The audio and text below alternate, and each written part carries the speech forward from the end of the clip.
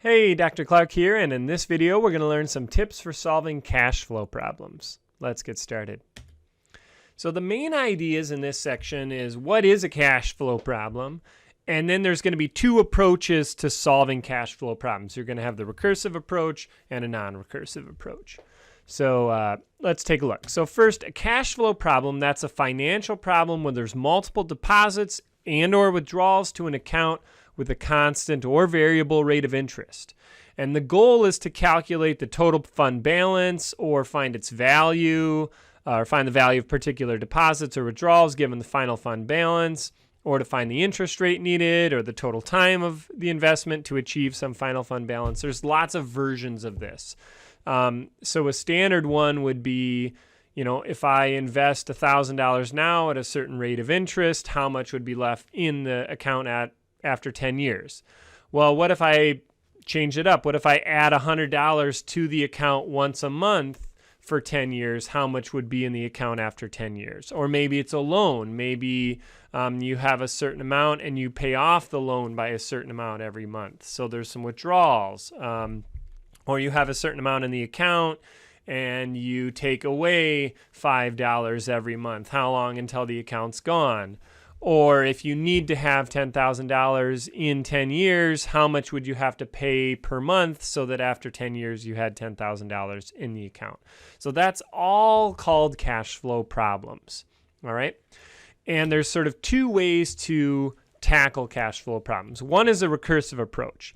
So a recursive approach means you compute the account balance by moving forward in time with each transaction. So it's sort of like a dynamic account sheet. You've almost got like an Excel document, and okay, 1 month, boom, this happens. The next month, boom, this happens. The next month, boom, this happens. You add $100, you add the interest, now you've got this much, that's your new balance. And you just kind of work down 1 month at a time.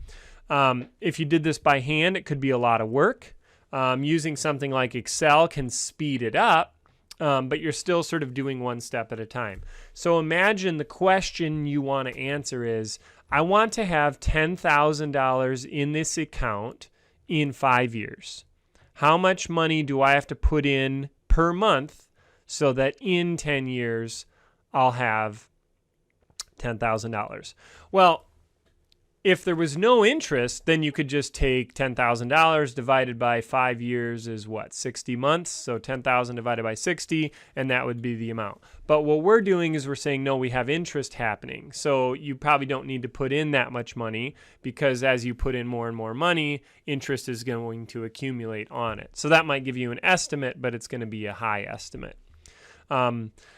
Now, if you had to guess and check that, it's going to take a long time with Excel, even with Excel doing it. So the recursive approach isn't always the best, but it can work, and you can sort of use trial and error to do it.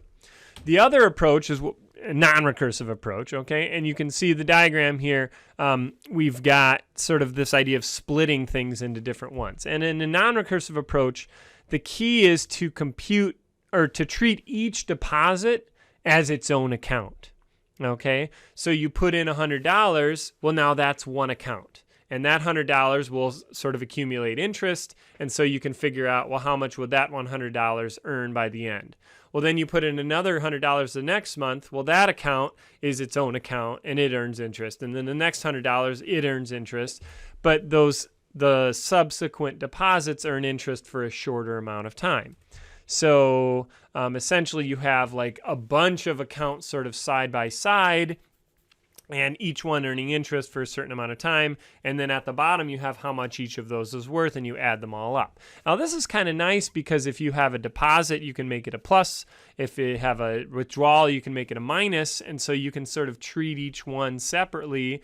Negative ones sort of earn negative interest and positive deposits earn positive interest, and then they all sum at the end. And that's kind of a neat way of doing it. Again, Excel works for this, and it's sort of an interesting way of separating it out and then summing at the end. Okay, so final thoughts. So these are cash flow problems. This is really going to be a big part of this class moving on. We're just starting it with sort of these saving up kind of problems, but as the class progresses, we'll get more and more specialized and interesting. So that's cash flow problems. We'll tackle the exploration in class, and I'll see you there.